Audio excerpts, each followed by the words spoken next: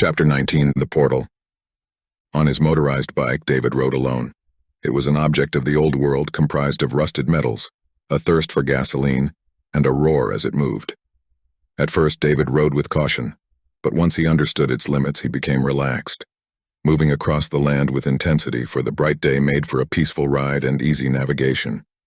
His helmet allowed him to see through the night with clarity, gifting his eyes with information about both the surrounding terrain's temperature and time zone. Having ridden far away from Zone 6, he began to wonder how Alex was holding out. He chuckled, recalling the many times he had called him by his first name. To David, he would always be Commander Alexander King.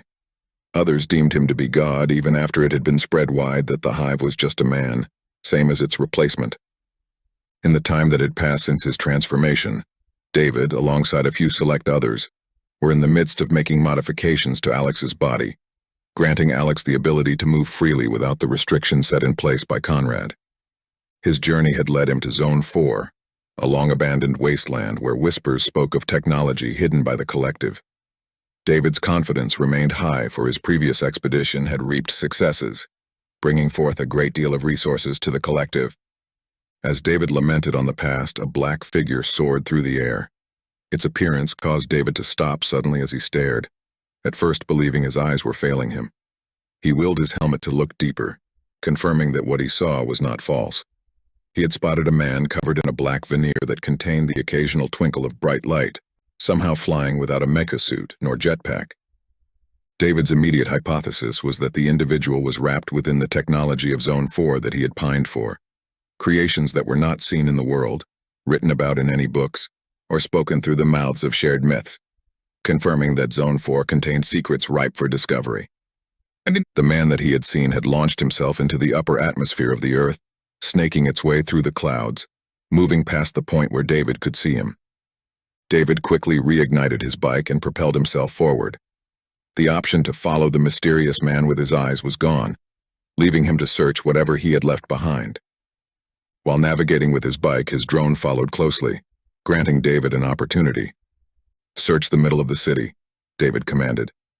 The drone took a few seconds to process his request, but eventually heeded his call, rising high above David and jetting itself into the empty city. Having not received a warning from the drone, he stopped for a short moment, switching his helmet's priority so that he could view what the drone saw. His view of the drone suddenly faded, the reason of which was unknown. Many ideas popped within his head.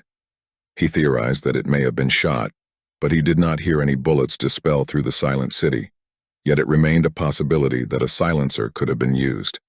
He considered the chance that an EMP may have been activated, killing both the drone and his wireless connection to it.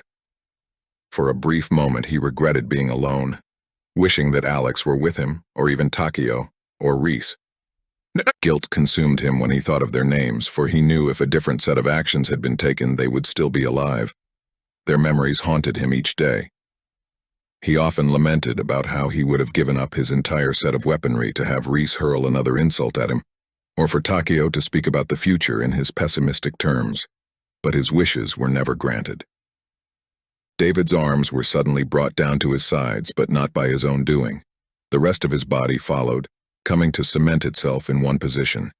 He quickly came to accept that he was facing some form of an attack, the origin of which became visible when a human figure wrapped in obsidian landed in front of him. It floated without either a mecha or jetpack, implying that its flight came from the individual itself. As David came to face it directly, he became unsure if it was human at all, for it lacked a nose and mouth, held the frame of a human, but had no skin. Instead, it was surrounded by an inky blackness, where shining white lights rapidly dashed across its body, some brighter than the others, each of them moving at a different pace. Both of its eyes were spheres of burning orange fire, and it stood without clothing. "I am one. Meti, the conqueror of the cosmos. I am a steed of Demi, the true god of this land and all others. I can already see your past. David Merlin, an inventor of sorts, one piece of what we need."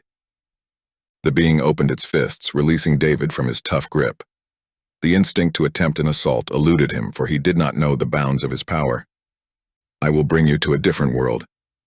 David was suddenly pushed back to the earth, where he stumbled through a beaming purple circle, making an appearance behind his feet.